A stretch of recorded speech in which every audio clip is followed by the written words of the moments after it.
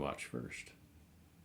I know. We watched Son of Frankenstein, who is the son of the doctor, not the son of the monster, because the monster is just the monster. He is not Frankenstein. Not technically. Not technically. The village is also named Frankenstein because they're like royalty. Well, the Baron. Yeah. Yeah. Baron is like the is all town about mayor, them. essentially. Yeah. Okay, Son of Frankenstein, 1939. Directed by Rowland V. Lee. Written by Willis Cooper. And, of course, it's inspired by a Mary Shelley story. Oh, loosely inspired. Very, very. Yeah. Stars Boris Karloff, Basil Rathbone, and Bela Lugosi. Mm-hmm. And 3 big names there. Ygor. Aren't you afraid of Ygor? Everybody else is. Everybody is. Villagers walk past Castle Frankenstein, but they're afraid of crazy old Ygor with a broken neck. The old Baron has recently died, and the son is coming to take over. There's a new Baron in town. Mm-hmm. The villagers, though, suspect this guy is going to be just as bad as the last one. They might be right.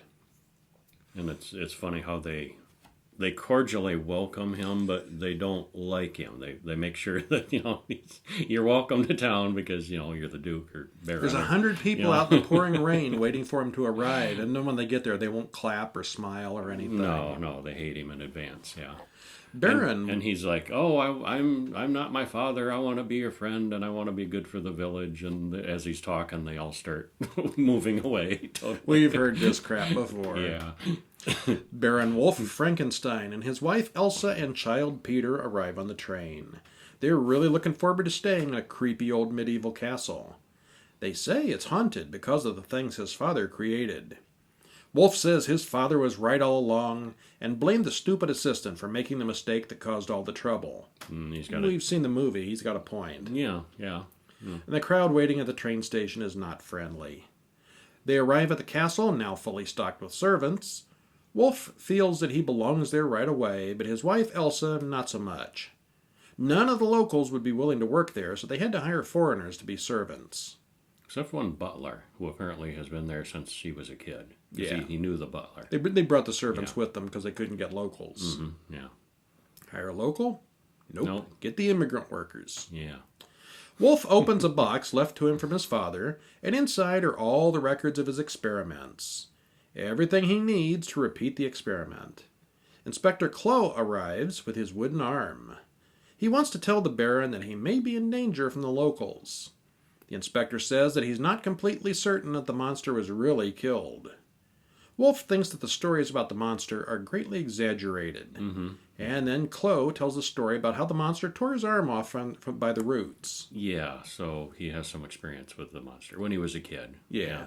That's why he's got one arm. Get your arm torn off, you tend to hold a grudge. And if I hadn't lost my arm, I would have been a general. Yeah. He says. He says longingly. And he also tells... He's only the chief of police in this little town. Yeah. He also tells of a half-dozen recent murders in the village, and the villagers blame a ghost. Mm-hmm. Still, Clow pledges his support if Frankenstein needs it. Meanwhile, Ygor opens a secret panel and looks at little Peter while he sleeps. Little Peter's like 8 or something. Kind of why?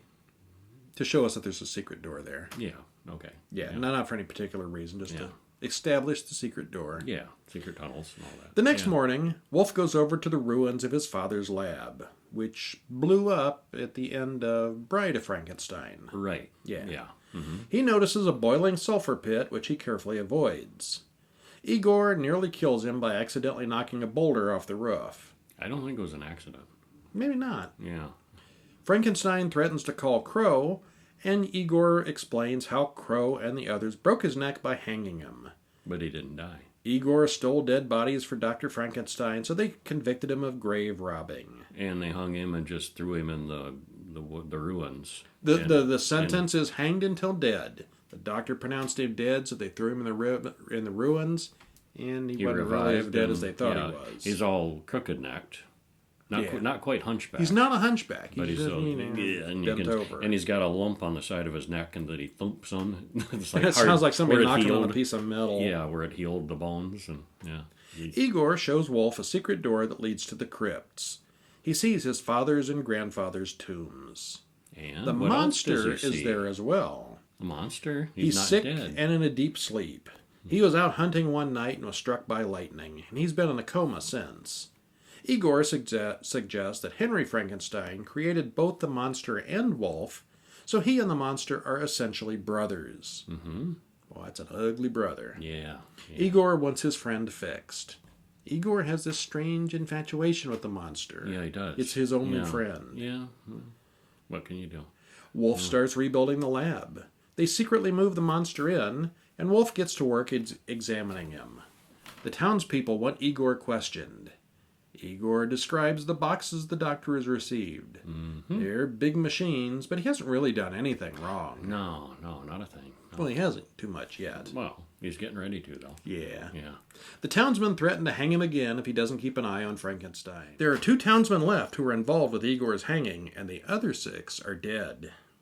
Coincidence? I think No. not. Frankenstein finally has it all figured out, and they turn on the generators. They hook up the jumper cables and start cooking. Bzz. The monster doesn't wake up, and Wolf declares it a failure. I tried. Easy come, easy go. Yeah. Elsa tells Inspector Crow that her husband spends all this time in the laboratory, which Crow doesn't like. Peter then comes in and says he was napping until a nice giant woke him up. Crow looks aghast. Mm-hmm. Wolf excuses himself in a hurry. Oh boy, does he. Yeah, that's a pretty amusing scene. As he's got to check on realizes something. That, oh, no. Oh, no. It did work. The monster's awake. Not surprisingly, the monster is gone. Mm-hmm. The monster sneaks up on him, and they spend a lot of time admiring each other in a mirror. Ygor comes in and calms his friend. Later, Ygor gets the monster to kill a man in the countryside. The monster strangles a man, then throws him under the wagon to cover up the crime. Make it look like an accident. He's not stupid. Yeah. He knows to cover it up. Mm-hmm. The butler, Benson, then disappears. Ygor claims Benson saw the monster and ran off into the woods. Wolf tells Elsa and Peter that they have to leave town tomorrow for their own safety. That night, Ygor gets the monster to kill the local druggist, who is one of the 8 men involved with hanging Ygor. Only one left. No, that was the last one. Oh, that was the last one. The wagon guy was the man other under the one. wagon was. He was although number he wasn't 7. recognizable. Yeah, okay. He was number 7. And that makes 8. His vengeance is complete. And he was one of the 8 men involved with hanging Ygor. Now there's a mob at the castle gates. And we don't know why, because they know Ygor didn't do it. They don't think the doctor did it. They don't know the monster's back. Yeah. Nobody's seen the monster. They just excite old people. Yeah. Inspector Crow talks to Peter about the giant, and Peter points out the secret door. Peter shows him a watch the giant gave him, and it's the butler Benson's. Benson's watch. It says so right inscribed there. Yeah. Ygor admits that he was behind the 8 deaths in town. Mm-hmm. The inspector arrests Wolf for the murder of Benson. Ygor is not a suspect, as he was under surveillance during all the murders. Wolf goes to the lab with a gun. Ygor is ready for him. Wolf shoots Ygor several times. The inspector finds a secret door that leads to Benson's dead body. The monster discovers Igor's body. Crow confronts Wolf, and they play darts. Yeah, weird. Yeah. It's this weird tense scene, too. He's like throwing him, and he's hitting all in the center, and then Crow starts in about where the monster this, that, and after a while he's like throwing him everywhere. The monster sneaks into Peter's bedroom and kidnaps the boy, which gets everyone's attention. Mm-hmm. The monster takes Peter to the sulfur pit, dangles the little kid over the edge, and, Wolf swings in on a rope, Tarzan style, kicking the monster into the sulfur pit. Which is, they said, hundreds of degrees Fahrenheit. Cooked him good. Mm-hmm. Wolf and his family then donate the castle to the villagers and leave town. No more barons. Happy ending. Until the next movie. Yeah. Yeah. A lot more to come. Yeah. So what'd you think? Overall, I enjoyed it. Felt like you'd seen it before, even though you hadn't? Kinda. Yeah. You thinking of another movie that's real similar? What one do you mean? Young Frankenstein. Oh, Young Frankenstein. Well, yeah, Yeah. that was a spoof of it. It Yeah. very much was, yeah. very It stole much. almost all the plot from this film. Mm-hmm. Everything from Ygor to the inspector with the wooden arm to even the dartboard came Mm-hmm. from this. Yeah.